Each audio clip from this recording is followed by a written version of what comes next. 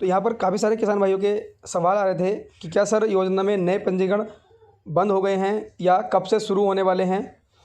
तो ऐसे में बता देता हूँ कि पंजीकरण बंद नहीं हुए हैं, पंजीकरण चालू हैं। तो जितने भी नए किसान भाई अपने रजिस्ट्रेशन कराना चाहते हैं वो करा सकते हैं। दूसरा, यहाँ पर कुछ महत्वपूर्ण बातों का ध्यान रखना है जिससे कि आपको आगे कोई समस्या ना आए। तो यहाँ पर एक और महत्वपूर्ण बात बता देता हूँ, जितने भी किसान भाई अपने आवेदन इस समय करेंगे उनका आवेदन बहुत ही जल्द वेरीफाई हो जाएगा, क्योंकि प्रक्रिया बहुत ही अच्छे से चल रही है, बहुत तेज़ी से काम चल रहा है।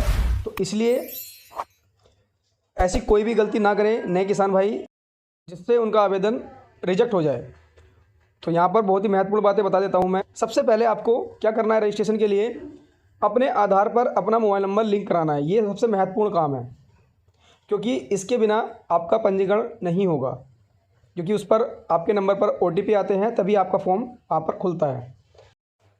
और साथ साथ अगर आपके फार्म में कोई गलती हो जाती है उस समय संशोधन करते समय आपके नंबर पर OTP आता है, इसलिए आपके आधार पर मोबाइल नंबर लगा होना बहुत ज़रूरी है और वो आपके पास होना आवश्यक है।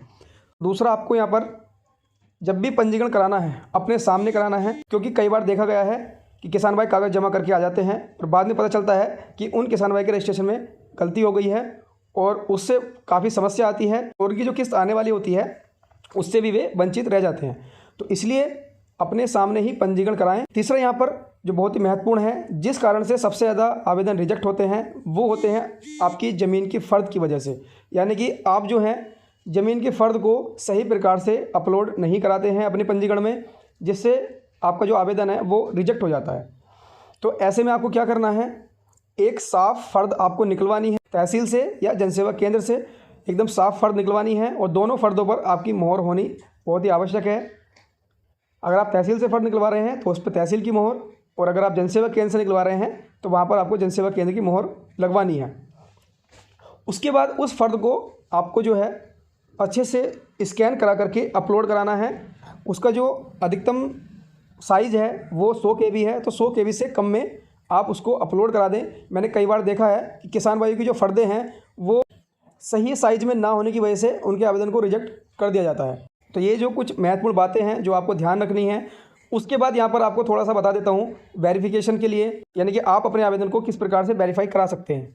तो यहाँ पर सबसे पहले आपने अपना पंजीकरण करा दिया है, तो पंजीकरण कराने के बाद जो आपका आवेदन है वो सबसे पहले तहसील स्तर पर चला जाता है वेरीफाई होने के लिए।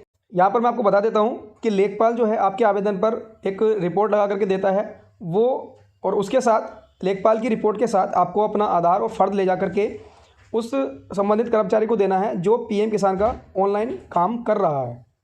तो उससे आप अपना वेरीफाई करा सकते हैं। दूसरा, जब तहसील के स्तर से पास हो जाता है तो उसके बाद आपका आवेदन जिला स्तर पर आ जाता है। तो उसके बाद आपको क्या करना है, सेम प्रक्रिया आपको जिला स्तर पर आकर के करनी है। वही कागज़ आपको लेकर के आने हैं और वहाँ से अपने आवेदन को वेरीफाई करा लेना है। उसके बाद वहाँ से वेरीफाई होने के बाद आपका आवेदन राज्य स्तर पर चला जाता है, लेकिन राज्य स्तर पर कितना समय लगता है पास होने में इसकी कोई जानकारी नहीं है। उसके लिए आपको इंतज़ार करना पड़ेगा।